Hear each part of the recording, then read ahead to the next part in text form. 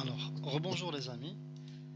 Pendant cette vidéo, on va voir comment créer un tableau croisé dynamique. Tableau croisé dynamique, c'est un tableau qui va nous permettre de synthétiser une source de données, un tableau avec plusieurs informations.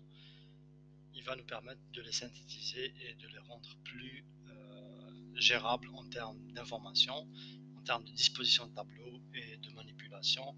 Ça va nous permettre vraiment de mieux gérer notre tableau et nous offrir plusieurs options d'affichage pour digérer cette information et mieux la présenter et mieux la comprendre.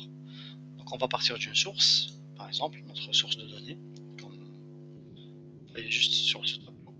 On va commencer à sélectionner avec le Shift Ctrl. Comme ça j'ai sélectionné la de la plage. Ensuite je vais vers l'onglet Insertion, tableau croisé dynamique, je clique dessus. J'ai une petite feuille qui s'affiche qui va me dire, me préciser quel est le tableau que j'ai sélectionné en premier. Donc juste là, c'est la plage qui est concernée par le tableau croisé dynamique. Il va aussi me proposer si je veux afficher le tableau croisé dynamique dans une nouvelle feuille ou bien de la feuille existante. Donc moi je vais laisser la nouvelle feuille, comme ça c'est plus lisible. Je clique sur OK. Une fois que je clique sur OK, j'ai ce champ qui s'affiche sur la droite et ce champ sur la gauche. Donc le champ sur la droite, il est composé des libellés de colonnes, des intitulés de colonnes qui existaient dans mon tableau de départ. Et ici, j'ai 4 cases où je vais pouvoir disposer les étiquettes de données comme je le souhaite. Donc je vais commencer par exemple par cliquer sur région, ensuite sur les unités vendues.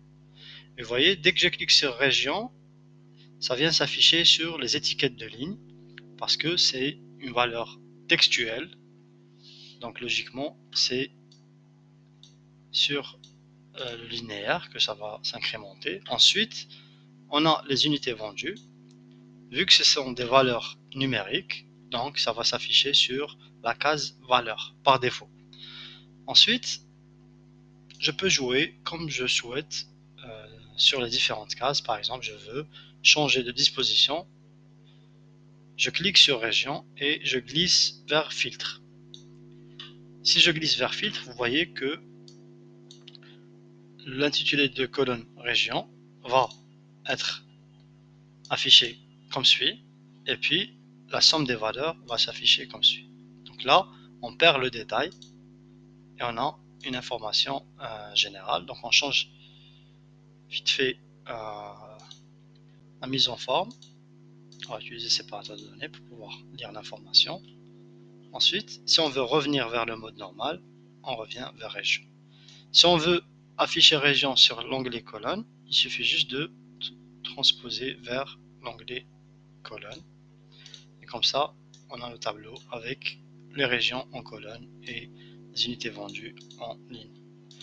Ok, donc on a compris un petit peu comment disposer et comment jouer sur les différentes cases. Si je veux par exemple ajouter Sales Channel par exemple, donc il va logiquement s'ajouter dans le volet ligne. Sur le volet ligne, la disposition elle est comme suit, donc elle n'est pas très intéressante, donc je préfère transposer Sales Channel vers les colonnes, et comme ça l'information elle est beaucoup plus digeste et compréhensible. Merci, c'était la première partie des tableaux croisés dynamiques. Je reviens vers d'autres vidéos pour continuer sur la thématique des tableaux croisés dynamiques.